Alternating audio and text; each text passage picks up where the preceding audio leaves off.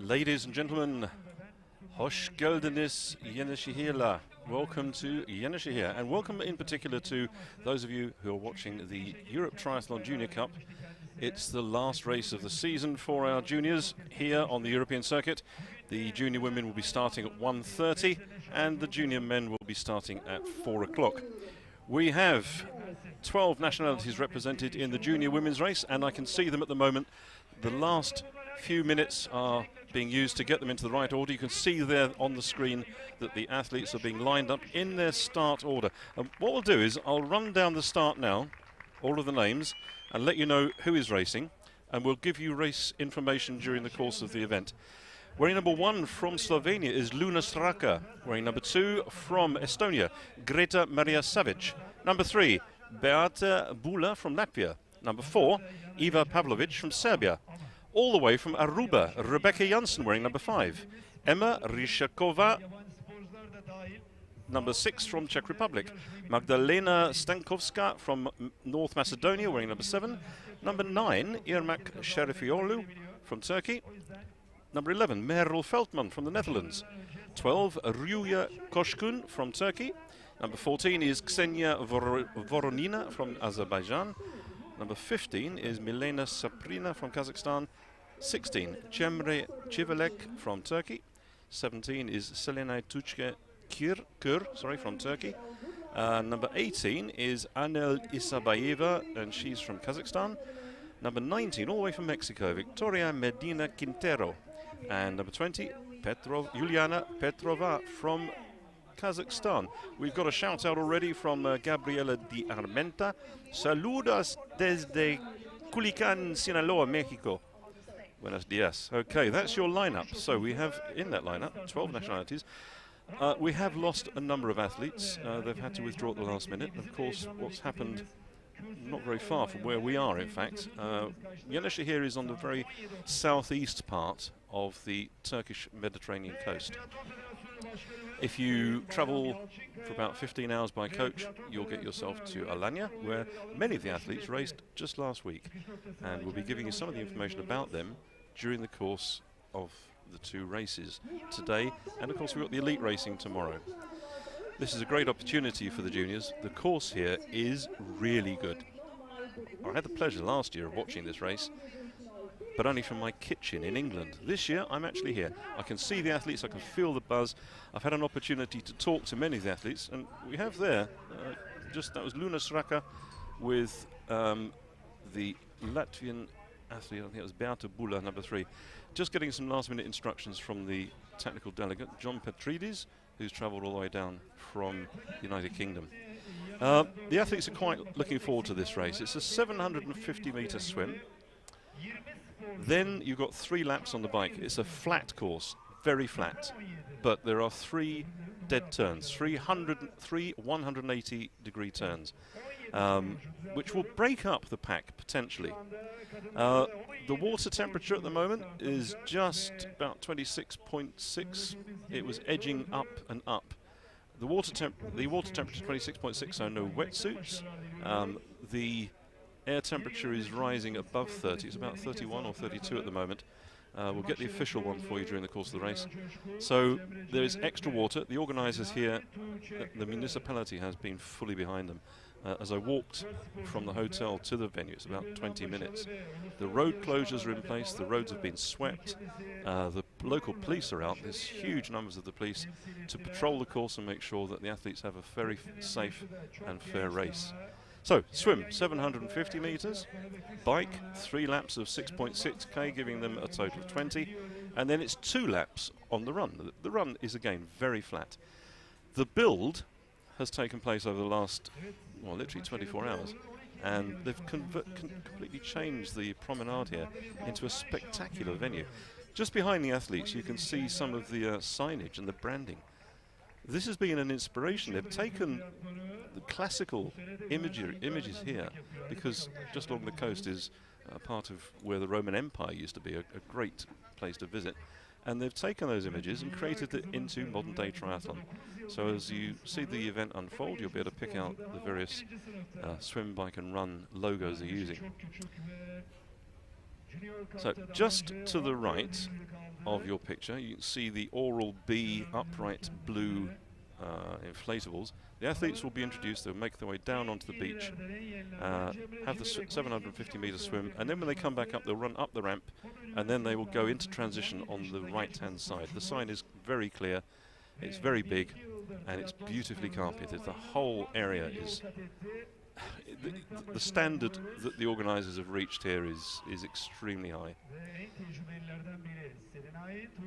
The swim familiarisation yesterday was very well attended, and then this morning the municipality shut down the roads, so the athletes had a chance to go out and really test those corners, test the quality of the road to find any imperfections. There weren't many, I have to say, any imperfections on the bike course. Speaking to the athletes yesterday, both the juniors and the elite are all convinced that this is going to be one on the run. So let's see how that all unfolds. We've got a few minutes to go now before the start. We are due to start, there's no delay. 13:30 is the start time. Hopefully our media team will be able to incorporate some of the little interviews we did yesterday. One thing you may notice is that there's no music in the background. The Turkish government has declared 3 days of mourning, so flags are at half-mast, and music is not allowed to be played.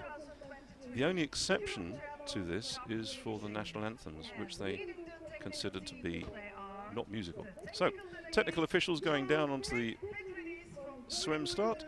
Let's give you some names, let you know who's doing the hard work and volunteering to make the event fair and safe. Well, we've mentioned John Petridis from Great Britain already. He's the technical delegate. He's working with Begum Özükren Kasapoğlu from Turkey. Begum is the assistant technical delegate. She's got lots of experience working around Europe and outside Europe as well. And when she's not working full-time as a cardiac surgeon, she dedicates all of her time to triathlon. For the women's race, the race referee is Mustafa Shirin. Now, he's from a very strong mountain biking background. He's been a technical official for many years, and he's made his way over here to be the head referee. The other referee, if you can spot the other blue jacket in there, he's the man who's managing the athletes. That is Carl Vikins, all the way from Ireland. He was out in Alanya last week as race referee, travelled over by coach with the athletes, and is having a whale of a time here. So, Luna Saraka, she's won a junior silver medal this year at the Junior Cup in Panavesis, and also in the aquathon in Menin at the European Championships. Greta Maria Savic is the Estonian national sprint champion. Who else have we got? Let's work our way through the list. Beata Bula from Latvia is the 2023 Latvian national champion. We have Iva Pavlovic, number 4. We've got number 5 from Aruba. This is Rebecca Janssen, who won a gold medal at the 2023 World Triathlon Development Regional Cup in Bridgetown. A long journey for her over here, but she's in the company of the Dutch athletes, so she feels quite at home. We saw Emma Rysavkova from the Czech Republic, silver medal winner in Riga at the Junior Cup. From North Macedonia, Magdalena Stankovska, she's the North Macedonian national triathlon champion. Irmak Şerifoglu, number 9, Turkey. Merel Feldman from the Netherlands, number 11. Rüya Koşkun, 12, from Turkey. Ksenia Voronina from Azerbaijan, number 14. Number 15, Milena Saprina.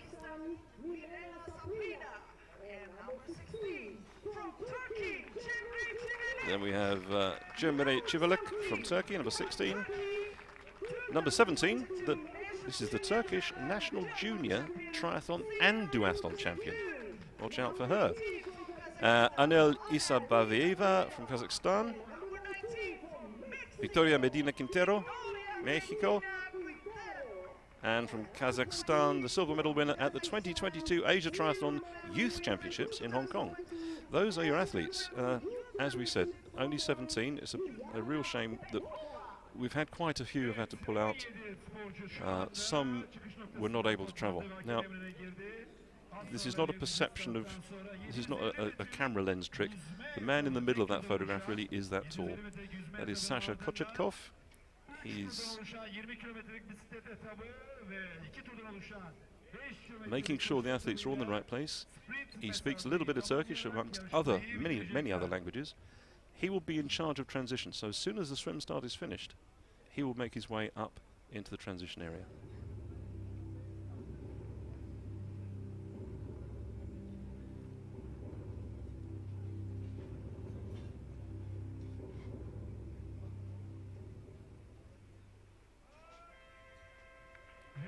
Well, we'll get confirmation that it was a clear start soon enough. The beach is quite a shallow beach, so as you can see, some of the athletes are choosing to dolphin their way into the water to find the deeper water. We asked lots of them, are you going to go left, are you going to go right? And they really didn't know, because nobody seemed to make their mind up yesterday in the swim familiarization. They've all said, though, that the water is very salty, which means they'll be sitting quite high in it. And with 26 degrees of water, that's going to be quite warm for them. So, forming now into a group, it's not going to be easy, I don't think, to pick out the numbers, so we're going to have to wait until they exit the water. But the swim course is very clearly defined. They've got 3 boys to negotiate. It will be a bit of a tussle at the front. I would expect to see Eva Pavlovic from Serbia somewhere in that front group, because she's shown consistently that she's quite strong in the water. In the background, you see those huge ships. At night time, they're illuminated, and the water's been very flat the last few days. So as the sun goes down, the lights begin to come on out there in the bay. It's a wonderful venue. Mersin is the main town. Yenişehir, the new city, is to the sort of southwest of it. Lots and lots of hotels, coffee shops. The promenade has been developed by the municipality for walking. There's exercise areas, shaded areas. It really is fantastic and safe for people to ride, to walk, to run.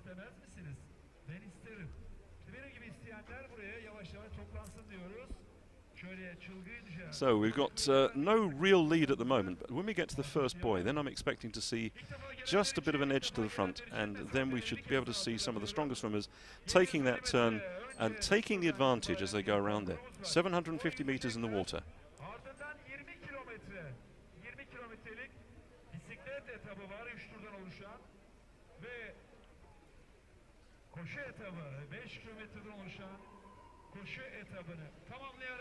As you can see, they're going to be swimming anti-clockwise. Yenişehir'de biliyorsunuz ikinci kere düzenleniyor bu organizasyon. İkinci kez Avrupa Şampiyonası düzenleniyor. İlki geçen seneydi. Muhteşem bir organizasyondu. Bu sene ikincisini gerçekleştiriyoruz. Yine aynı coşkuyla düzenlenmesi için tüm kurum ve kuruluşlar günlerdir inanılmaz bir çaba içerisindelerdi. And I can see there right towards the back of the group, that would appear to be our last athlete who was introduced.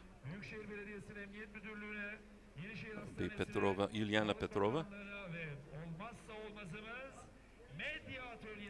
choosing the less turbulent water to the left, but she really needs to get into that group and get into the broken water. It'll be much easier for her to get a bit of a pull from those in front. But 2 out in front, 2, 4, 3 out in front, looking now as if they've got a bit of a break, a couple of body lengths already. It's not going to be one on the swim, because the run from the swim to transition is something that could really be used by a weaker swimmer to run and catch up the race leaders. But as all the athletes said, a safe ride on the bike, and then it's going to be down to the 5K run.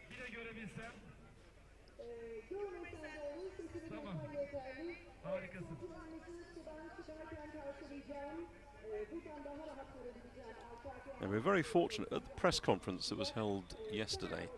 We had the president of Turkish Triathlon, who was able to give us his view on the race, and that's Bayram Yalçınkaya, himself not a bad age group athlete. So it's nice to see somebody leading the federation who practices what he preaches. Look at that, you can see the water quality is very, very good here. The readings we had taken earlier this week were absolutely spectacular. Very good quality water, and the clarity is reasonably good. It will change during the course of the day as the tides change. The area here, we're lucky that there's a marina not very far. As you're looking at the pictures at the moment, it's to the left, and that marina creates a bit of a breakwater from the prevailing winds, so they're quite sheltered here.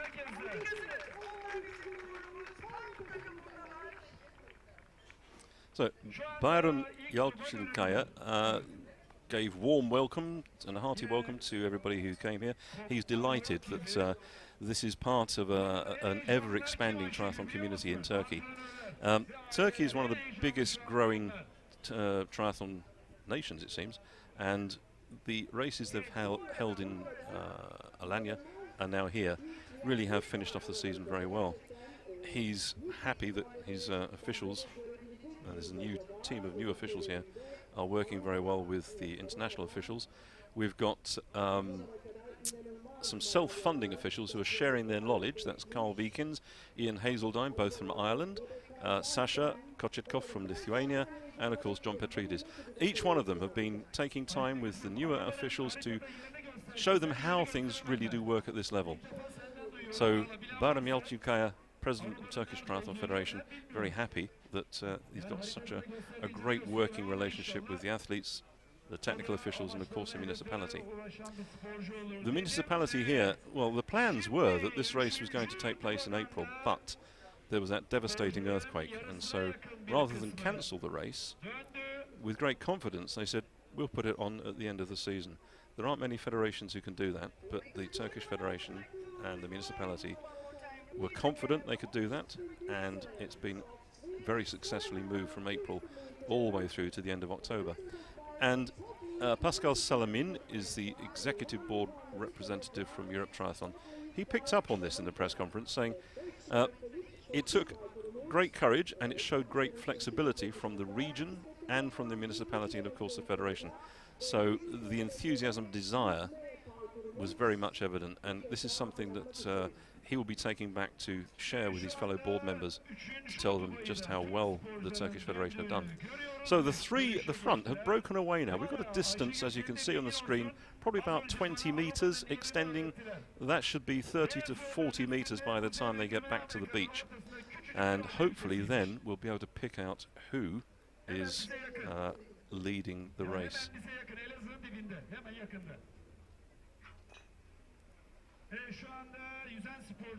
A lot of work being done at the front. The third athlete there really does need to edge forwards just that little bit more and save some energy.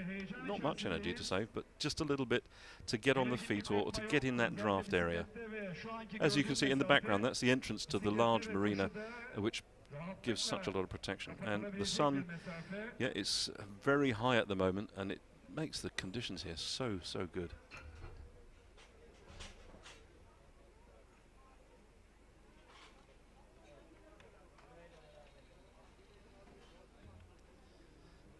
I've got a message there from Till Kramp shouting out for Victoria. Till is racing later, so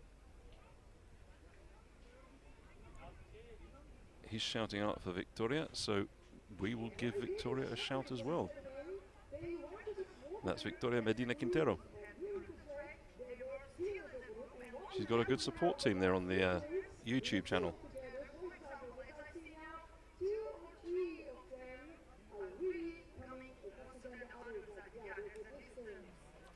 So clicking over 8:30 for the swim, not very far now. You can see the camera will foreshorten that distance. Now, if these three can work together, it's conceivable that on this 3-lap 20k bike course they could just about hold the lead. That would take a lot of effort from them, and it would take a lot of cooperation to make sure that they each share the lead, otherwise they'll be caught up, or they'll just be so tired off the bike that the run will fall apart. So let's see how this is going to unfold. The camera angle will move very soon. In fact, the operator is standing right in front of me. The huge overhead camera is going to be moving very soon to zoom in on those coming out of the water. Back to the drone now.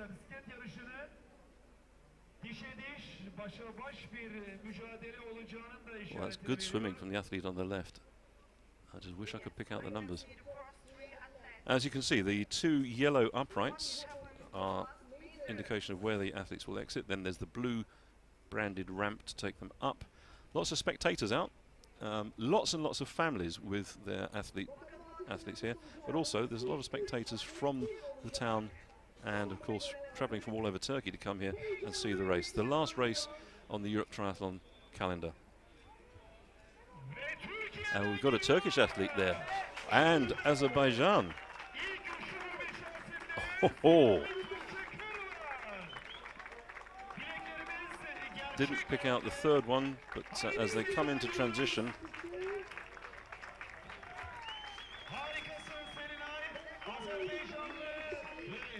Well, that's going to make the president very happy.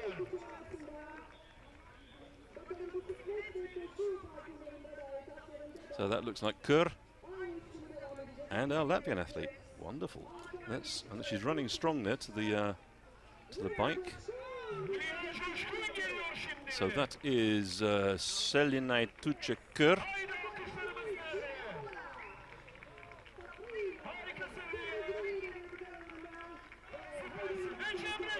Yeah, and she is the Turkish national junior triathlon and duathlon champion.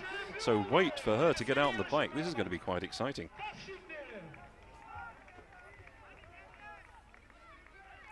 The Azerbaijan athlete there is Ksenia Voronina. And, well, Kur has gone out like a rocket there. So she's going to have to wait. Or the others are going to have to try and catch her up. She needs to use the other athletes to take... to begin to eat into that 20k. Savage there, Estonia, helmet fastened, ready to go.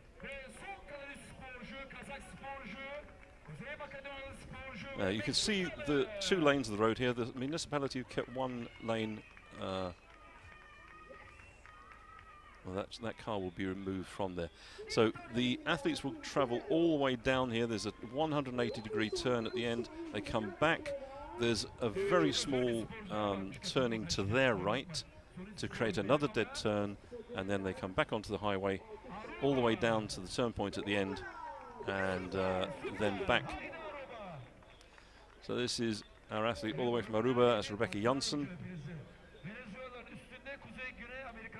From North Macedonia there, that is Magdalena Stankovska.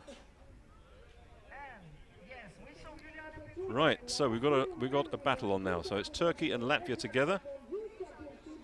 That is Beate Bühler, looking over her shoulder there, waiting to see if there's another one coming with them. The two of them together, this is good riding indeed. And if they can share that lead, each taking 5 or 10 seconds at the front, come on, let's get the Azerbaijan athlete on as well. Let's get three together, working hard. But behind them, there's organisation in the women. They're actually shouting at each other, let's get together, let's eat up that distance, let's bridge the gap. So the threat for those leading three athletes is now coming from behind, and they're moving well.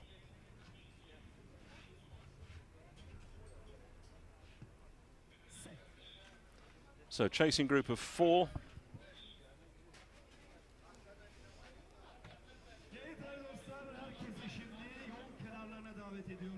But at the front, Kur and Bühler working well together. Yep, she's shouting, come on, your turn, get to the front.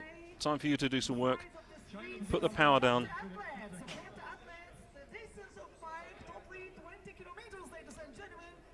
So Latvia and Turkey powering away there. This is great news for the Turkish Federation.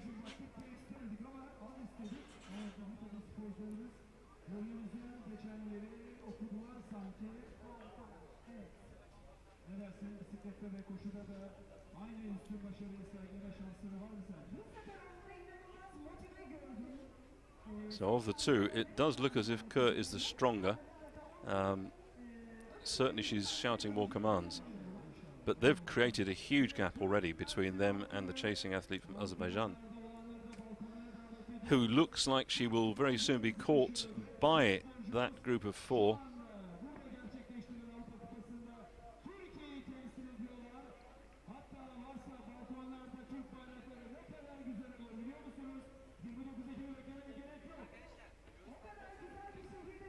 Up on the pedals now, off the saddle, extra bit of power there.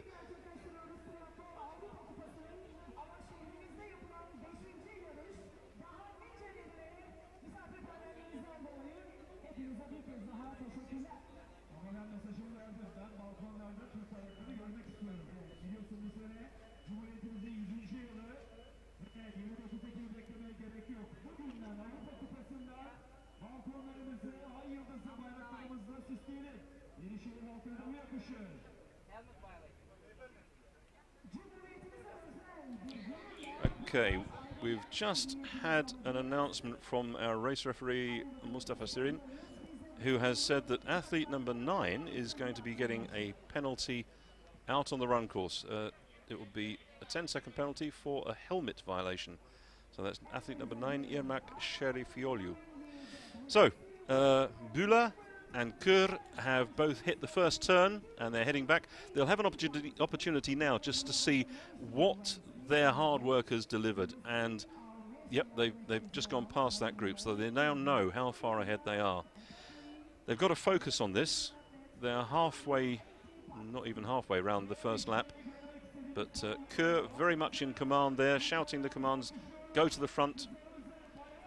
Very soon they will be turning to their right and climbing.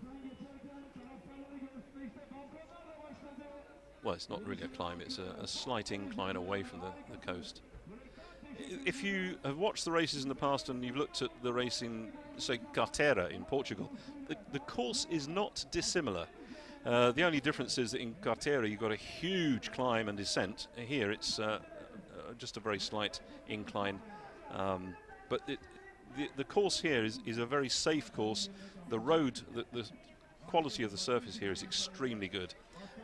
All the imperfections have been removed and it's a very fast course.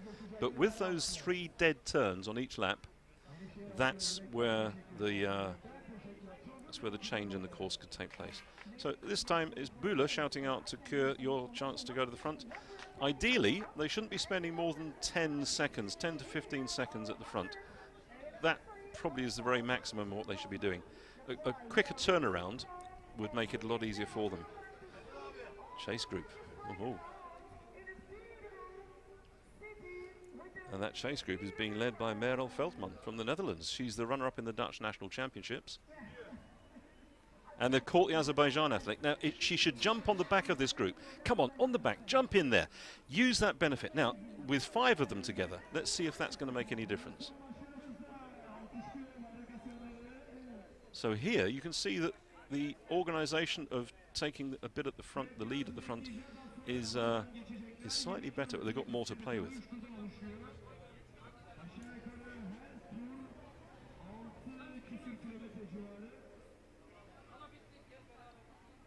Okay, from Yocho, number 12. Good evening. Would you like to tell me which position Victoria Medina is? It's difficult to see her. She's in the chase group. She's not in the chase group, sorry. She's in the main peloton. So you'll be able to see her. If you keep watching, you'll be able to pick out the athletes. And for your information, the athlete from Mexico is wearing number 19. There's a great amount of support from the Mexicans. The viewers so far away.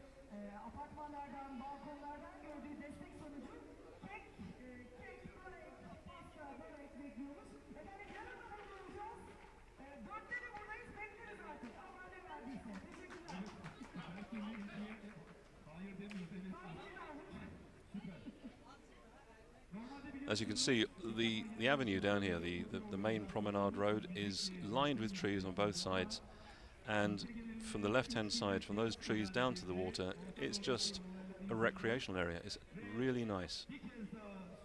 Pretty much towards the end of the season here, so the hotels are delighted that we are turning up here. So that's your swim times. Good swim there, 10:13. That's not at all bad. 30-second lead over the chase group, led by Ruya Koshkun. Luna Straka there 3 seconds behind. So that's your leading group of swimmers. If we're going to go down to the next group, no, we're not. Okay, back to the race, back to the front, and Kur and Bula, Turkey and Latvia still powering away. So that's Greta Maria Savic shouting out to them as well. Come on, girls, let's get going. Now, this is the section where they drive or ride away from the main road. There's another dead turn at the end of this, which is, that's, as you can see, that's the main city. Yenişehir is pretty much the commercial centre of Mersin. There's a big university here, huge supermarkets. That's all over there. And now they come back down. You see, it's only a short section, but it's quite disruptive because it does push that other 180-degree turn in.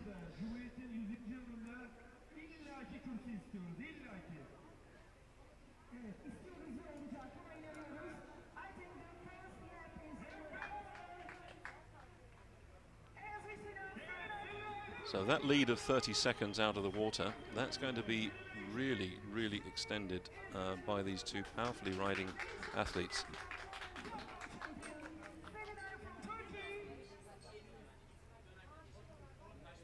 It's just a question. I hope they don't overcook themselves because it's very hot out there. There's a very, very slight wind coming from the Mediterranean, but it's not really going to help them much. It's not going to be disruptive to them, but it's not going to cool them down either. All of the athletes were advised by the technical delegate, John Petridis, to make sure they have extra fluids because the water temperature 26 plus, air temperature 31, 32 plus. It really is essential that they have the necessary fluids.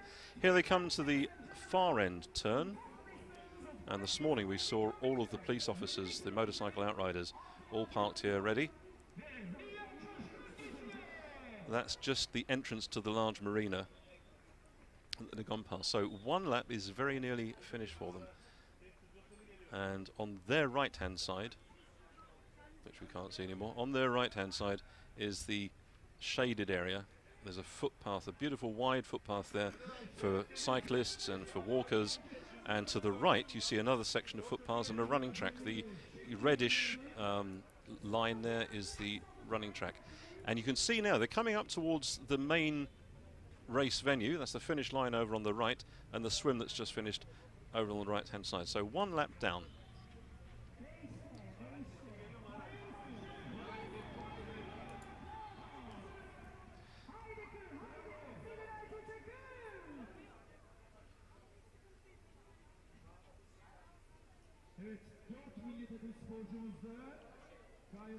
We'll just see if we can get a bit of a time check and see how far ahead they are.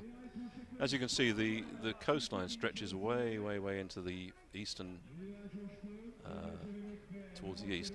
The best beaches, in fact, if ever you come down here, the best beaches are not to the east, they're to the west, about a 15-minute drive. And it just expanses of white sand. It's absolutely beautiful.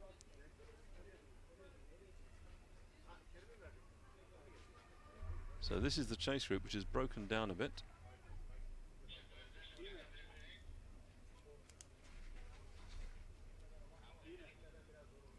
And they're at least 45 seconds back, at least 45 seconds.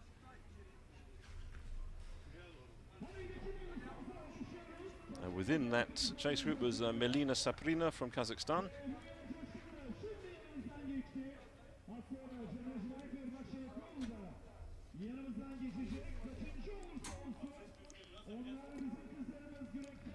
Well, the Latvian athlete really does appear now to have got into her stride. She's looking quite comfortable on the bike, and if anything, she's doing a little bit more work than the Turkish athlete.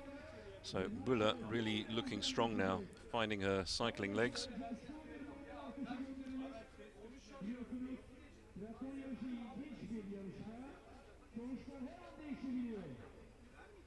And a long, long, long way behind is the chase group.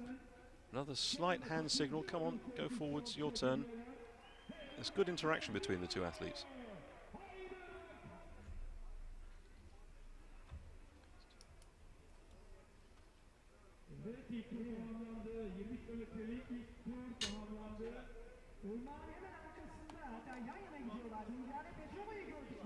If our camera team can go back to the chasing group, then we might be able to pick out some of the athletes there and give you some information about them.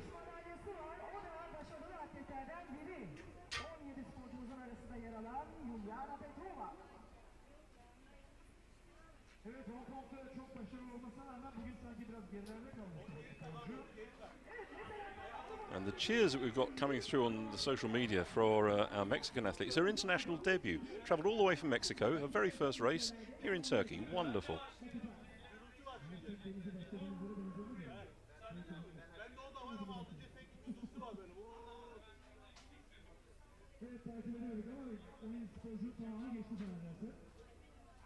Selinay Tuçakır, the athlete you can see there in the Turkish uniform, she had a 7th place finish last year in Yenişehir, so autumn already she's looking a lot stronger. So the work she's put in with her coach and the support she's had from the federation took her to become the 2022 national triathlon and duathlon champion.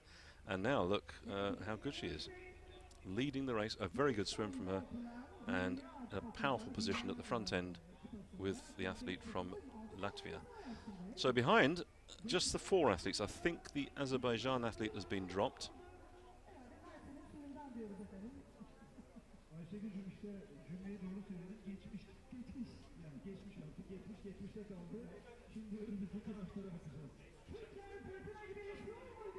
While the event is going on here, the rest of the city is very busy, but the way that the roads have been closed down by the organisation, the municipality, it really hasn't impacted that much on the rest of the traffic, because there are 2 very big dual carriageway roads this side, or the sea side of the city. So up to that very far corner, a big turn up there, taken quite easily. As you can see, there's a wheel stop at the far end, so any mechanical problems can be sorted out individually by the athletes themselves at the wheel stop. Buller indicating to Kurt time to go through, which she's doing.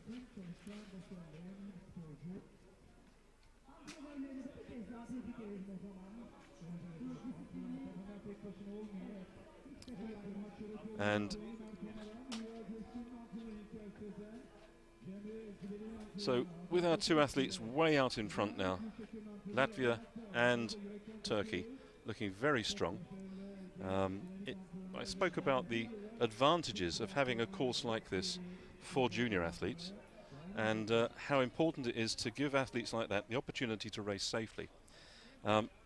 We're lucky to have Pascal Salamin with us, and Pascal, you can tell us a little bit about the whole development program that Europe Triathlon is running. Yeah, thank you very much, Paul. I hope the race, I've seen the start, I've did the starting of the bike. It seems to be really a strong race and a really cool one. What we want to offer, I think it's our role in Europe. Our role is really to develop the juniors. Our role is to help them wherever they come from, find a way, find races where they can progress. If we have only a few countries being strong, then Europe is not that strong. It's kind of important that we give the opportunity. We see now someone from Latvia and someone from Turkey. They are fighting, they dare, and for that they learn. I think Beate Bula was in many rising star races from Europe this year, and we see that she's making progresses, and we need to have races for them. The Rising Star, that's a new initiative that was started this year, and it's been quite successful. I think in terms of social media alone, there's a lot of interest in there, isn't there? Yeah, we want to put, as I said, I mean, most of the athletes who, I mean, almost most of them, the one who did win medals in the Olympics, were once young stars in the European Cup. And that's why we came with the idea of calling Rising Stars our European Junior Cup series. And we want to put the focus on them, tell their story, and give them the recognition they deserve, because it's a huge work even at the junior stage. And they are telling their stories, and we can see them telling their stories on the Europe Triathlon YouTube page. Exactly. This race is live on the Europe Triathlon YouTube channel, And you can see a lot of topic reportage that we did on certain athletes. Remember, there is one on the Batista. There are a few of those topics, so we can learn more about them. There is Margareta Vravlova as well, where we did quite a nice story about her. And I think it's really worth going on while you're watching the race to see as well all the things that have been produced beside to help the junior develop. There is a financial incentive as well for the federations, isn't there? Is that still running? Yes, it is. I mean, developing federations are really eager to win points and to get awarded for that. And of course, for them, it's an investment. We are there in Turkey. We see that they have a lot of resources, but for some countries, such as Latvia, for example, it's more difficult. Just behind the two leaders, we've seen a breakaway now from that group of three. And if we can get closer, it would be really and definitely Rising Stars is putting the focus there, and I think tomorrow we were going to see the elite race, and there I think the focus is more on the U23 in order to kind of build a pyramid that starts from the national federations and then offer a pathway to anything. My dream is that we have suddenly emerging athletes coming from, not coming from the 5 big ones that we have in Europe. The under-23s you mentioned there, a few years ago there was an initiative started by Europe Triathlon that gave as well a financial reward to the under-23, the best performing under-23 athlete. Because that journey from junior to elite, when they get to the elite racing, then suddenly their ability to get on the podium is restricted. But Europe Triathlon has focused on the under-23s and the juniors specifically, and given them reward. This is our role. We notice in the development of the athletes purely physically that some are early birds, if I can say, and some are kind of getting fully developed a bit later.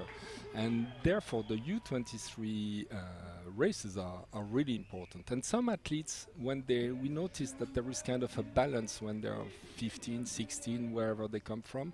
But then if they are in a big federation, it's easier to grow. So our role is to find solutions for them to, even if they come from a less rich federations, to find a way to go to the top.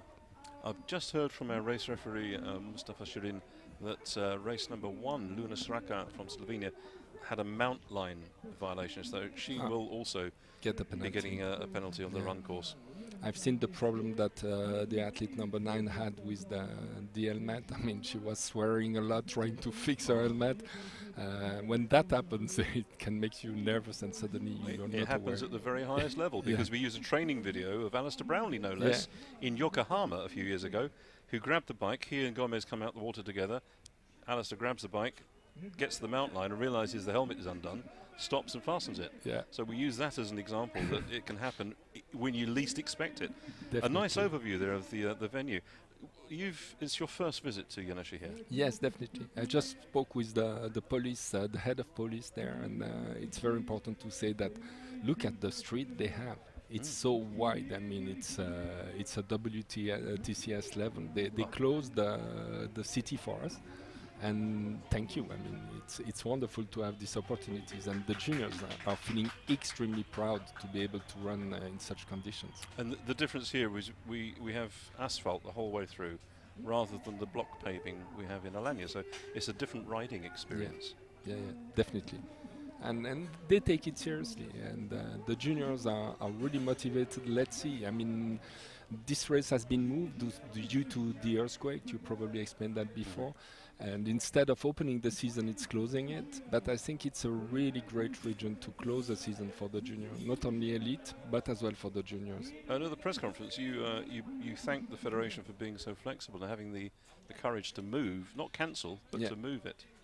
And the organizers. I mean, a race is not organized by a federation. In some countries, yes, but here it's the federation, the local organizer, the local city, the region, the police.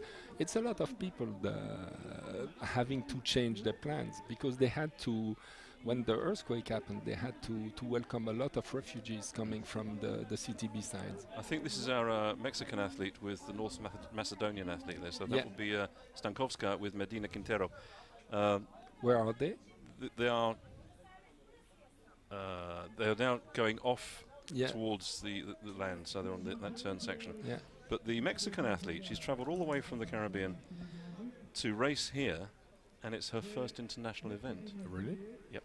Okay. And I think that's a wonderful endorsement of Europe Triathlon, because I think when you look at the race calendar within Europe, there is such variety, but there is also such quality. Yeah.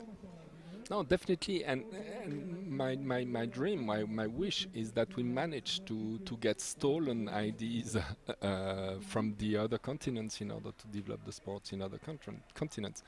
Some of them are staying, are coming to Spain. If they speak Spanish, they stay for a while, then they train there. But I mean, at one point, we need to have people everywhere. We are working now on a project grouping European championships with other continents. If we could manage to do that, that's a way as well to help the other continents to develop. At the moment, Pascal, we have Latvia and Turkey leading the race, and the Turkish athlete is the national triathlon and duathlon champion. Yeah. So there's a history of her being able to run well off the bike. Turkey and Latvia possibly on the podium together, two developing nations. Yeah. The rankings for the end of the season will be calculated tonight or tomorrow? It will take a few days just in order to be sure, because it's not that easy. It goes through a few processes. Probably some athletes, we have unofficial rankings before us. But we want people to be sure. Did you see the hand? It's strange to see the way they ask. I mean, normally you move the elbow. There it's more obvious and less subtle. They've both been using their hands to yeah, gesture. Yeah, it's quite interesting to see. What you didn't see earlier, Pascal, was that when they came out of the water, the Turkish athlete was much stronger, much more in command. And then the Latvian athlete really got into her pace. She seemed to settle down a bit and went into the power gear. Yeah. And it was... You could see the transformation, and then she took control of it for a while. But it's a very brave ride. Definitely. These two athletes, they know there are some very strong runners behind them. Yeah. And they're gambling here. Yeah. It's nice to see the juniors doing such a thing. Many, many years ago, we interviewed one young, I think she was a French athlete, and it was the Madrid sprint. She was racing as a junior, and she beat all the elite. Yeah. And afterwards we said, well, what sort of tactics did she have? And she said, I had no tactics, I went hard. All the elite, they get lost in tactics. I think triathlon has moved on. We've spoken to a lot of the coaches here, and they will be guiding their athletes as to what they should do. So here's the final turn at this end for the two leaders from Turkey and from Latvia. They go back along towards the west. They have to disappear off the course for a bit. Yeah, I think it would be more difficult for Beate Bula on the run. She's not the faster runner. She would do the best, but we'll see. We'll see how is the transition. She did well. She started, I think, early the season, Kaole, if I remember well. She did a few races, and she's making good progress. And this is a sign of a developing nation such as Latvia, who is doing a lot with really little resources. Well, if we can take this message and give it not only to our European athletes, but also to let the athletes from Mexico and Aruba listen. Yeah. The athlete from Aruba, again, a long journey for her, Rebecca Janssen. She's said that the greatest glory in living lies not in never failing, but in rising every time we fall, using a quote of Nelson Mandela. Cool. So it's great that someone like that is able to focus on an historic quote like that and use it to make her own racing better. She raced in Riga, had a flat tyre, which was a bit of a rough day. Then she went off to the Netherlands and she started racing the cross triathlon circuit. Okay. Did quite well, so she's got strength there. So with Aruba, she's representing Aruba, and here she's doing it in Turkey. And I hope she takes back the experience to Aruba. And perhaps next year we'll get some more athletes from that region, Aruba, Curaçao, Bonaire, perhaps coming out to race the European circuit. Yeah. No, we welcome athletes from other continents. They usually do so, and there is such a kind of a good spirit. We've heard that we have even philosophers coming from the Americans quoting Nelson Mandela, but we see each time we have the briefing and the athletes meeting that they know each other, they share experiences, they share emotions, and also they are enemies on the race, they are really friends beside. Looks like we might have, that's the chasing group. Unfortunately, we haven't had the camera angles that really helped us. We knew that within that chase group, we had Merel Feldman, we had as well Greta Maria Savic from Estonia, and we had Milena Saprina from Kazakhstan.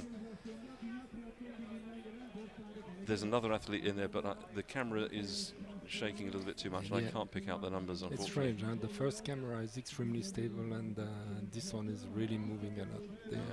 They must have taken a decision. But very soon the crowds will be getting excited, moving down towards the transition area. I had a look at the transition area early. Yeah. What branding! That's incredible, isn't it? Yeah, they have branding. They were very creative. We had to kind of find an agreement. They wanted to change all colors, but we wanted that it stayed blue, that we recognize that this is a European Cup. But then if you notice, they reinvented the triathlon like a sport coming from the Olympic tradition of the ancient time, the Greek and Roman time. Yeah. And you have everywhere in the city logos of antique heroes swimming and doing bike and running. So it's a wonderful, They've branded the entire city. Yeah, it's wonderful, and the transition is full of flags, and a lot of people here. I'm not sure exactly how is the race, but they are so happy to watch it. So it's been a very lonely ride for the two young women at the front. Daring ride, huh? As they came out of the water, they had the group of three 25? had a lead of about 30 seconds. 30 seconds, yeah. So that was quite an advantage. The sea conditions, there was no real wind. It wasn't very choppy. Did you hear the start? Because I heard from some elite athletes being there that the start was very. Didn't even finish on your marks before the start was given. Is it true? Did you? No, it looked like a clear that? start. From the camera angle we had here, it did look like it was a clear start, okay, cool. and I've had nothing from the race referees to indicate otherwise. With a beach start, it's always a little bit. As an official on the beach start, you have slightly more work because on a pontoon, if they start early, they fall in the water. Definitely. Do you have any impression now they are on the triangle, so then they will move a bit, then go back, and it's transitions to that. Do you think anybody will attack the other? I would think that Kür, the Turkish athlete, will have a quick transition and will kick soon on the run. But they will arrive together then. Yeah, and don't forget, the benefit here for the Turkish athlete is that she's used to this heat. If you're coming from the Baltic states and you're suddenly confronted with 30 degrees of heat. When we did the interviews with all the athletes yesterday, at the end of each interview, we said, now please give a message for everybody back home in your own language. And virtually all of them are saying, it's wonderfully sunny here and I know it's raining at home. Wonderful. So they make everybody jealous. I was talking with the Turkish president. He's living in Ankara, and he told me it's about 15 degrees at home for him at the moment. So Turkey is a big country, and the south is much sunnier than the north. So on the final turn now, a nice big sweeping turn to bring them round. The sun will be on their backs as they now make their way down, and it's not long now before they'll get down to the entrance to the transition area. Very soon we will see them loosening their shoes, and hopefully the camera will be able to follow them all the way into transition. Hopefully it'll be a clean transition. Each position has the Turkish athlete just started to, she placed herself behind Beate Boulin, and then she was working on her shoes. I think within that group you've also got the North Macedonian athlete. Yeah. With a very distinctive uniform. And again, that's one of our development nations. So there they are, they'll be heading right. Our two race commentators there, Aisha and Adnan. And Okay. of course, the Turkey crowds in are very front. happy. She did a very good first transition. So I She was think the quick, wasn't second she? one will be very good too. And the flow into transition, I think, is very well designed. It's nothing. Yeah, There's no it's drastic smooth, yeah. turns. It's beautifully smooth. really. And as you can see, the racking Yeah. is very, very good quality, very solid, beautifully spaced, perfectly measured. So the referees are in position, waiting to see anything. There she goes. Interesting. So Beate Boulard was a bit faster, but we see that the pace from the second athlete is quite good. She's going to catch her quite soon. I would have thought so. And also the benefit of certain areas have got shade. But once they've left this tree-lined area, it's quite exposed and very, very hot. There's extra water being provided by the organisers, and at the finish line they have not only water, but they've got wonderful shade. So, Luna Straka, Feldman, Pavlovic, Savic. So it was Pavlovic who was in there. Yeah. And you notice that they were doing the second transition was finished after 44 minutes. So it should be under an hour. Mm-hmm. Will Great be- Maria Savic there. She's the Estonian national sprint champion. Okay.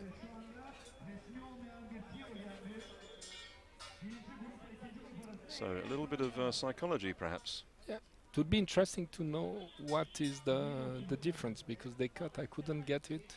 Did they increase their advantage or not? Hopefully we're going to get some time splits very soon. They'll be working on the graphics as Okay. they come through. We'll see.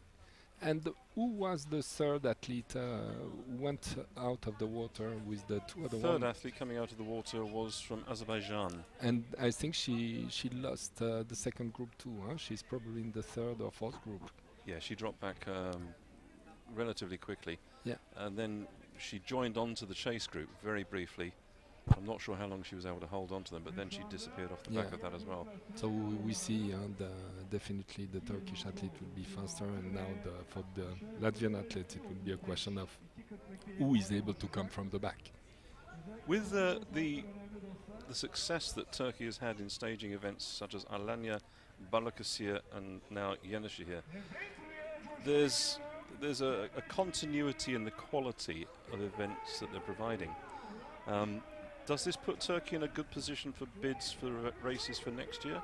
Definitely. I mean, we have some rules. We don't want, in order to favor the junior again, to have many races, junior races, more than one, actually, in the same country. It's important that we have as many regions as possible and to spread the races everywhere. So Turkey is probably going to bid again for having Yenişehir for the juniors. But they have Alanya, which is a tradition and used to welcome various formats, and they are working on. I mean, Balıkesir is going to be there next year too, and they are working on other projects in Istanbul, and there is a chance to have even one more race next year. So Kür has now stretched her legs a bit and is pulling away. With Bula just dropping off the pace a little bit. It would be interesting to see how much work they've done and whether that is going to secure a position for the Latvian athlete on the podium. Yeah. But at the moment, if Kür could go ahead and win this, the Turkish Federation will be partying. I think so. I think it will be. You can see just how We far see behind the they are. other group behind, so probably we have to get our stopwatch ready. So that's Azerbaijan or Kazakhstan, I think, and Şerifioglu. I've seen that some of them, the image we had before, were people going out of the transition. So now must be quite a lot of athletes on the. So don't forget, we've still On got the those track. two penalties, athlete number 9 and number 1. Yeah. That's number 9 for the helmet violation and number 1 for the mount line violation. It took a lot of time for the penalty for number 1 to come. Yeah, because they went already through in the video. Okay. They were looking at the video just to make sure. The technical officials, they've been guided by John Petridis and of course by the two referees, Carl Vikins from Ireland and Mustafa Shirin, who is now living in Izmir, used to be down in Alanya. But they've sat down with the athletes and the officials, sorry. The officials, if they see something, they will then go to their section head and show them the evidence they've collected on a video or a phone, and that section head will then refer to the race referee. So, that's your timings. Yeah. There's not a lot of difference there. No, so 22 seconds. That's a lot less. No, that's the pure timing. Total, total time. So good performance there from Veldman from the Netherlands. We're still waiting on Kazakhstan and Stankovska. And as we speak, the last ones are arriving. Well, it's nice that they haven't been lapped, because it means they can get on and finish the race. Arubaya was not lapped then. No. She started quite late after the other one. Aruba, I mean. Yeah, so the official will see what they think is an infringement, and that will be shown to the section chief. Yeah. The section chief will then refer it to the race referee, who will make a decision. And the idea of the penalties is, if an athlete gains an unfair advantage, the penalty is there to take that advantage away. Yeah. And the penalties, time penalties, are adjusted to the distance, because it would be ridiculous to penalise someone here with a 30-second time penalty. It's a sprint race. No penalties at all at the moment for Keur. She's looking good. She's striding away there. She's reached the run turn point, so it's only a 2-lap run, but 2 laps of 2.5k in the heat. In the heat, yes, exactly. I wanted to say that. It's an interesting image that we're giving because we see the work of the stabilizer on the camera. We can see that there's sometimes like slow motion on the side because the camera is calculating in order to stabilize the picture. So that's quite interesting. But we can see there that Buller is about to be caught. Yeah. That could, I wonder which one of that's going to be, whether that's going to be Veldman. It changes a lot if it is Luna or not. Or Pavlovic. Yeah. Because Luna has a penalty, right? Yes. And she will have seen that. Her coach will have told her, I hope. Yeah. And she will certainly have been trained to look at the penalty notice board. Yeah. As she came into transition, I would hope that her coach shouted out to her that she's got the penalty. So she knows she can either calculate, I'm not going to get on the podium and I'm not going to bust a gut, or I'm going to give everything I can to gain an extra 10 seconds, well, 15 seconds really, because by the time you slow down and then when you accelerate away from the penalty box, probably you're talking about 15 seconds. And the penalty box is something like what? Now, is there? No, no, it's not there. That's the turn. The penalty box is something like 200 meters just after transition, in fact, on the way back, right? So if we look at the map, just see if we can pick it out. No, it's not there. I'll find out where the penalty box is, because now it's becoming important. Yeah. It's a shame that we don't really see the other athletes behind.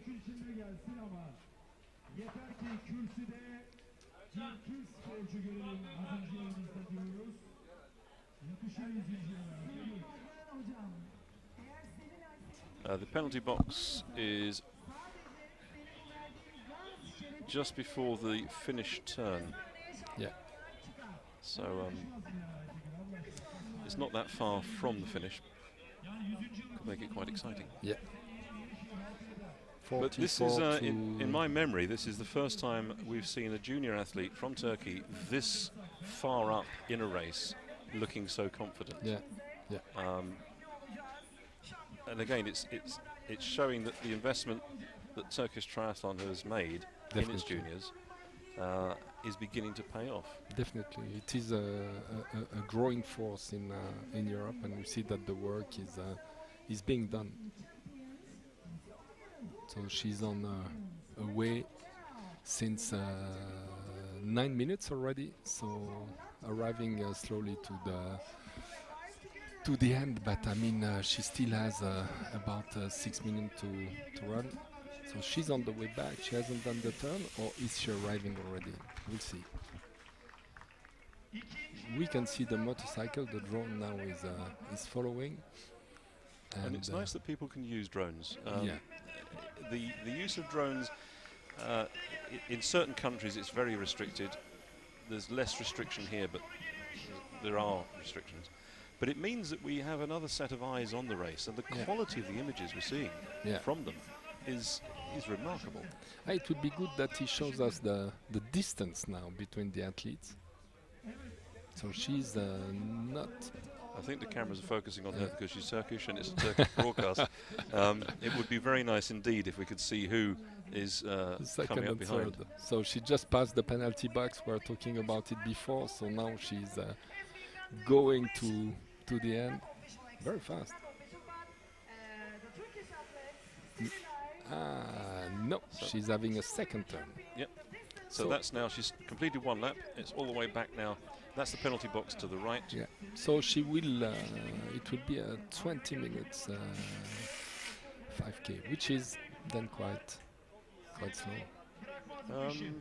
Because she will make 10 more minutes. But Bula is not... Is still second. Yeah. She's done well there. Yeah, definitely. Now we are going to know. But who is chasing her? Is that Savic?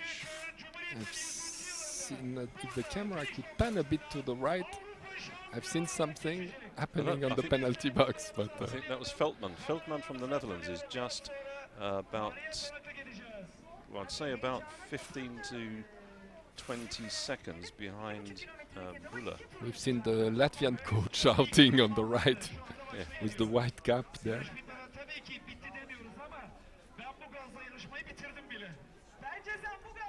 Again, the layout here, there's a cinder track. The motorcycle is on a cinder track.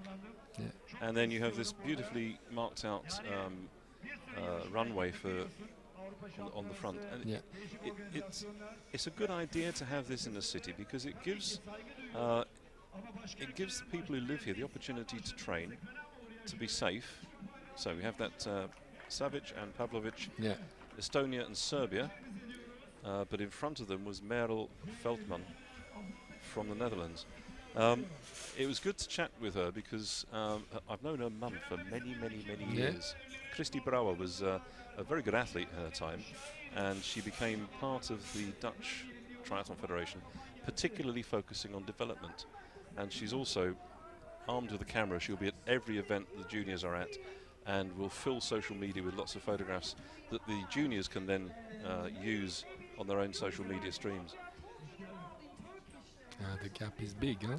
It is. She's, I think she's extending that. And providing she doesn't have a blowout in the heat. We don't have here the faster runner we've seen like during the season, like Fanny from Hungary. Oh, no, sadly not. Bravlova from Slovakia, and many of those ones. So it's a big opportunity for those athletes, and they have to take this opportunity. It is a shame that we lost some of the athletes to before the start. Oh. So just to explain why we are suddenly not speaking, we're just watching the penalty board where all the penalties are being written, and we see that there is some agitation with the referees trying to compare number and faults. So there was probably some news, so Paul is watching attentively. Yeah. We'll only rely on what the referee says. We're not going to listen to any other information. So on to the turn now. Another one of the athletes there from Turkey. That's Özgür.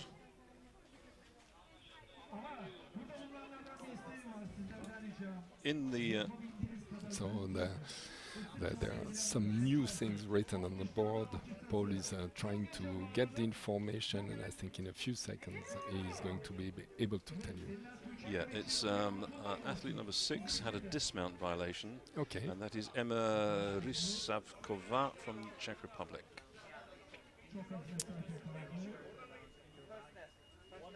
Yeah, so it's good. We've got quite a few Turkish athletes here. 1, 2, 3, 4, 5. We did have a lot more, but then a few of them were removed from the start list. One from Serbia, one from Slovenia, one from Netherlands, North Macedonia, sorry. Mexico, Latvia, Kazakhstan. We've got 3 athletes from Kazakhstan, Estonia, Czech Republic, Azerbaijan, and Aruba. An interesting mix. Yeah, definitely. And we see that Turkey somehow is the center between Europe and Asia. and they are playing on that. I mean, we have people coming from Kazakhstan, and it's easier for them to get to those type of races than to go to the other side of Europe. And Turkey is playing this role. It's kind of a center in the region. It would be nice if we could see this is our earlier. This is third out of the water. Yeah. Our athlete from Azerbaijan. That's Ksenia Voronina. It would have been nice if we could see more development of technical officials, because, as you said, being based here in Turkey, and with Istanbul being such a phenomenal transportation hub, you've got all of the countries in the region around here. Iran is beginning to grow in terms of triathlon. I've worked with a number of the Iranian technical officials who even came to some of the winter triathlon events, because they have winter triathlon in Iran. Oh, yeah? Yep. Okay. And if you're a technical official with your qualification, your level 1 qualification here in Turkey, what an opportunity it would be to go and work in neighbouring countries. Yeah. No, for sure. But here we have, at the front of the race, Kerr looking very, very relaxed. She knows that the finish is in sight now, and if anything, she's on her way back. This is our Mexican athlete. Yeah. Medina Quintero. Very first international race. The heat is not very humid. I dare say if she's from Culiacan, that's quite a humid area of Mexico. 1 lap to go for her. Isambayeva from Kazakhstan there. Yeah, this is a very interesting season for the juniors. We have some races where everybody is, some other one with different region, and this is definitely an opportunity for us to kind of give to everyone a chance to improve and to succeed, and certainly not to give up if the success is not here exactly at the beginning. It needs a bit of patience, and so now we see the arrival 101. She did the first turn in something like 9 to 10 minutes, so 104. We'll see. So the finish tape there, it's nice to see it's double-sided. I do like a double-sided finish tape. I've seen some this season that are just printed on one side, and it doesn't really look good at all. Definitely. This is a far better quality one, and it's a good feeling. And the work they did here, I mean, the organizer, they did everything possible. I mean, for juniors, it's a dream. I saw John Petridis, the TD, practicing with the finish line staff earlier, just to make sure, the finish line officials, to make sure that they raise the finish tape appropriately. I will leave you now, okay, and try and grab a microphone to do some interviews for That's good. after the arrival. Thank you. Thank you, Pascal. So back now to the action with the finish, not very far away at all, with triathlon history about to be made by our athlete, number 17, who led out of the water, who's led jointly on the bike with Bula from Latvia, the 2022 National Triathlon Junior Champion, National Junior Triathlon and Duathlon Champion, who finished 7th here last year.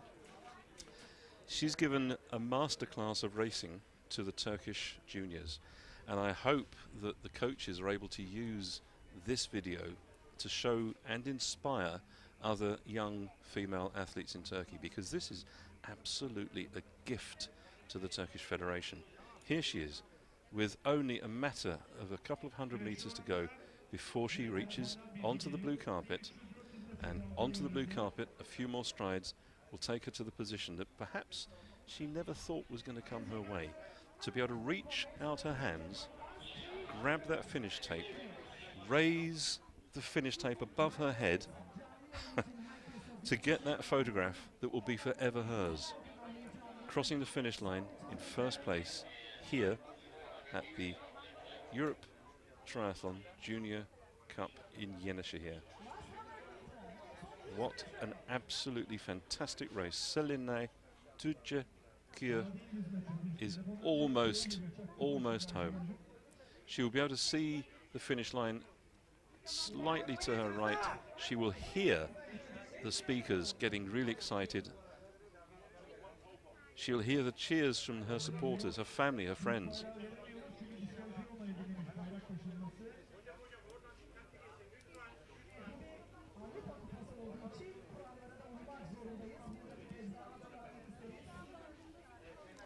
This is an historical day for Turkish triathlon.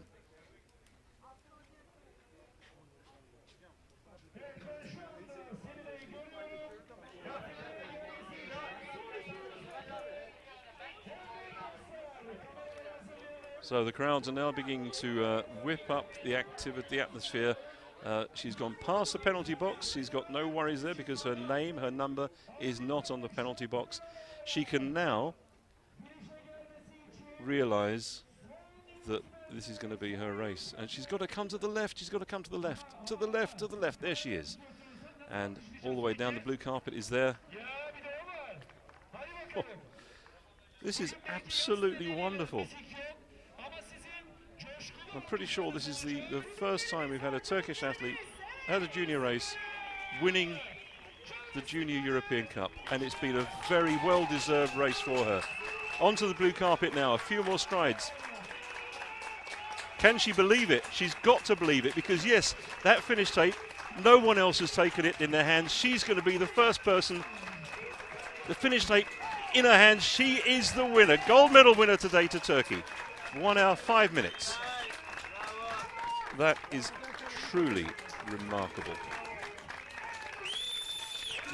And so very well deserved.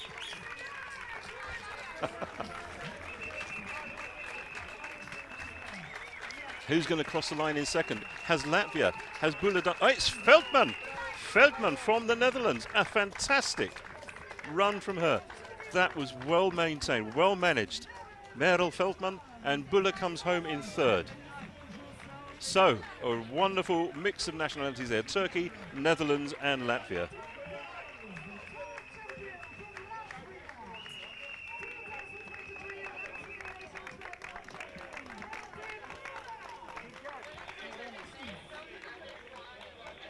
So that's your podium, ladies and gentlemen.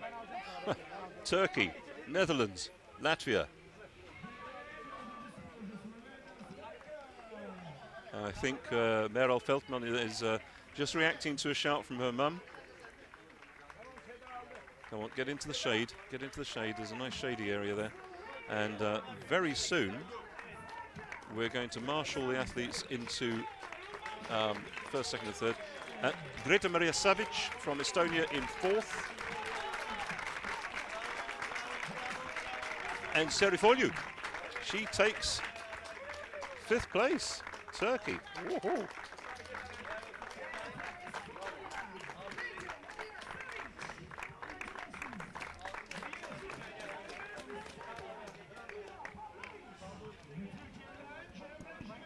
So that's Savic just crossing the line there. Pavlovic from Serbia.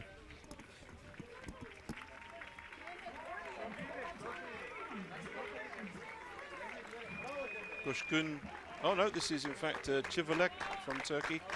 Cemre Civelek. I'm here. And the athlete's disappearing off into the shaded area Can you to hear get me? And out of the which sunshine. camera do I talk to? Okay. No. Okay. Yeah, but that's it is as usual.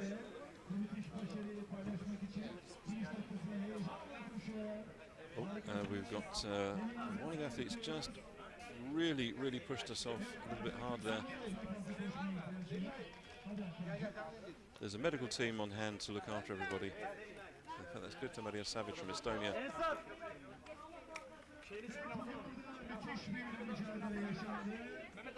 Literally 3 meters from where she is the medical tent, and it's nice and cool in there. They've got the ability to cool the athletes' bodies down.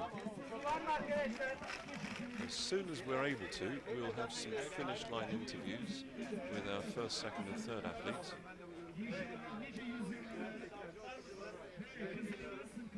So 12 nationalities, 17 athletes, a really good race to watch. Selena Tucekır in lead position, coming at 1 hour, 5 minutes and 16. 30 seconds behind or so is Merel Veldman from the Netherlands. Bula, in fact it was Luna Sraka from Slovenia who came home in fourth.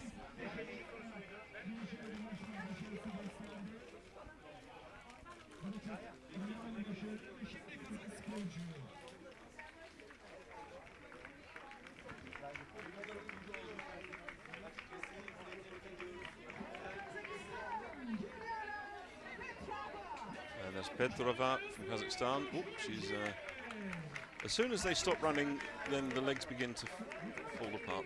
That's unfortunately something we've seen again and again, but quickly trying to cool her down. We have Russian-speaking technical officials, so they can help. That's Koshkun finishing, and this will be Sabrina from Kazakhstan.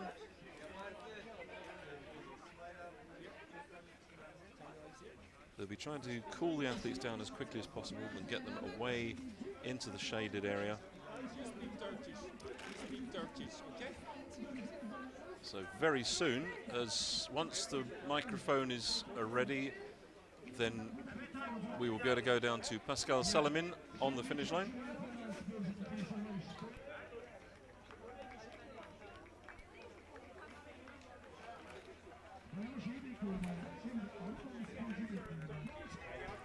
So the cameraman is just moving into position, and once we're happy that the link with Pascal's microphone is going to hold, it won't break down, we'll move down to the finish line interviews. Okay, so we're going to go down now to Pascal Salamin with our finish line interviews. Pascal, over to you. Yes, thank you very much, Paul. We are here direct with the winner of the race. It was a very difficult race. Was it easy? How was the race? Ya zor olan bisikleti 2 kişi çevirmemizdi. Belli bir grup yoktu. Koşuda da tek başıma koştum. Hava şartı çok sıcak. Bundan dolayı çok zorladı beni koşuda. Hani ve zorluydu yani. Bayağı zorlandım hani yarışta. Okay. And I understood you were saying you were 2 in the group. Was it a hard work for you, or was it kind of okay before the run? You knew you would be faster than her? Evet, çok zorlandık. Hatta çoğunlukla ben çevirdiğim için daha zorlandım. Ama yine de elimizden gelenin en iyisini yaparak ikinci grupla aramızdaki farkı açtık. Bu benim için mutluluk vericiydi. How was the public with you today? I mean, were you getting a lot of applause from the public here? Beklemiyordum, tamamen beklemiyordum. Böylesine büyük bir başarı. Gerçekten çok şaşırdım ama bunun için çok çalıştım, çok hazırlandım. Gerekirse günde 3-4 antrenman yaptım. Emeklerimin karşılığını aldığım için çok mutluyum. Is it a good place to do triathlon, Yenişehir? Güzeldi, evet, çok güzel. Hatta artık favori parkurum falan. Çünkü dümdüz ve hani yokuş yok. Ve birinciliğim var artık. Okay, thank you very much and congratulations. Well, thank you, Pascal. I'm sure that the Turkish viewers absolutely enjoyed that, and although we didn't understand what she was saying, she certainly seemed a very happy athlete. Hopefully, Pascal will be able to speak with Meral Feldman, who won the silver medal, and also with Beate Buller from Latvia, who took the bronze medal.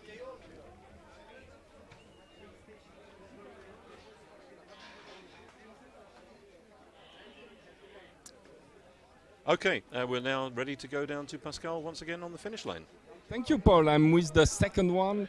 I mean, it was a very special race. You were in the second group, a lot of work. How was it? Yeah, the swim wasn't too great. There were a lot of waves, so I couldn't really swim. And there were 2 girls. They were absolutely flying on the swim, so they were in front. And the bike group wasn't really pushing, so that was kind of annoying. So I tried to keep the gap as little as possible, but try to break away from the third group. And I think that worked out pretty well. And I knew that my run was good, and I felt really good in training, so I was like, okay, maybe. And there were a lot of aid stations in the run, and I was just really trying to keep myself cool, but the last 300 meters, I was absolutely dying. But then I looked back, and I was like, okay, I'm going to get second, and I was so happy. I mean, it was a long fight. I couldn't check the time exactly, but you were not gaining time on the bike, definitely. And when you started even the first run, you were not that close, and the second lap must have been great. Yeah, I think I opened the run pretty quickly because I wanted to get away from the bike group I was in, and I think that was pretty okay. But then the way back, I think we had headwind, so it was really tough. So the second lap, I was like, okay, I need to like show my endurance a little bit more. So I think I pushed the most on the second lap, and then I passed the Latvian girl, and I was just like, okay, I need to try to get away from her as quickly as possible, and I did. And then the way back was really hard, but I saw that my gap was big enough, so it was. So really congratulations and wonderful end of the season. Yes, it was really great. Thanks for the organization, and I loved it so much. Thank you. Bye-bye. Well, that's a fantastic interview. And interesting that you could follow from what Merel Feldman was saying. I overtook and I carried on overtaking. There's a lot of tactical awareness there in an athlete so young. So that, once again, ladies and gentlemen, is your finish order, the top 10. From her. And in a moment, I'm sure, we'll be able to go down once again to Pascal, who will interview our third athlete. So, Pascal, over to you. Okay, thank you, Paul. I'm here with Beate Bula, who did a wonderful race today. I mean, really strong swim. Yeah, the swim was awesome. I liked it. It was great. I mean, I tried to keep up with the other two girls and do my best and push everything to be the first on the bike.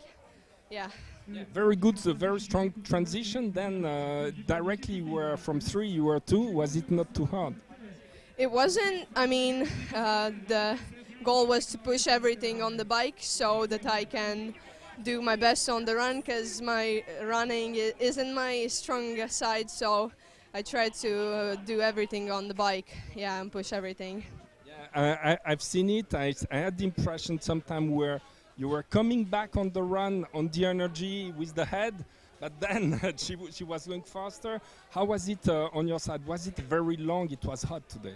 Yeah, it was really hot. The running was pretty hard. I mean, the weather is really hot. Back in Latvia, it's really cold, and so I couldn't do as best as I could. And I also had blisters because of the shoe, and it was really painful. So yeah. I mean, if you can have a look at her feet, she's barefoot. She's really having difficulties. She's bleeding from everywhere. Congratulations, you're a warrior. Thank you really much. Yeah, thank you. Thank you. Thank you, Paul. We are finished with the interviews. I'll leave you the floor. Okay, Pascal, thank you very much for your 3 interviews. It's been really exciting to hear these young athletes and how happy they are that they've got onto the podium. And I think at some point we need to have some comment, probably not just at the moment, but during the course of the day or tomorrow, some comment from the president of the Turkish Federation, because this is an historical moment. It's the first time, I'm pretty sure it's the first time we've had a Turkish athlete not only on the podium but winning the race at a junior cup. For the presentation of medals, that's going to take place a bit later, once the junior men have raced, and as we mentioned earlier, there will be national anthems played, but there'll be no music. So, once again, ladies and gentlemen, your top 10 athletes there. Turkey, 4 athletes in the top 10.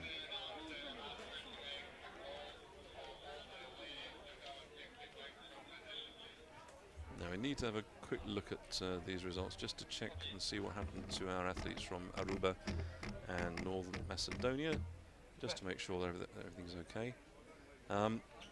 The next race which will come up will be the junior men. We're due to start that at 4 o'clock. That will be in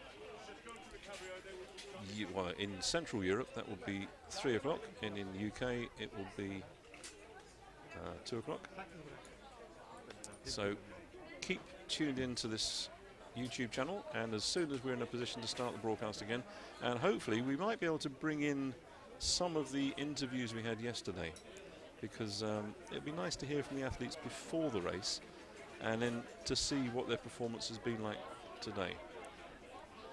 So we're now going to completely reconstruct everything, tidy things away, sweep things away, wash things away when things need to be washed away at the finish line, And then we're going to be giving the technical officials a very brief break before they start work once again for the junior men's race. Ladies and gentlemen, from me, Paul Groves, in Yenişehir, where it's beautifully sunny, very warm, and a delight to be. It's goodbye from me. We'll leave you with just some images screening on the screen for you.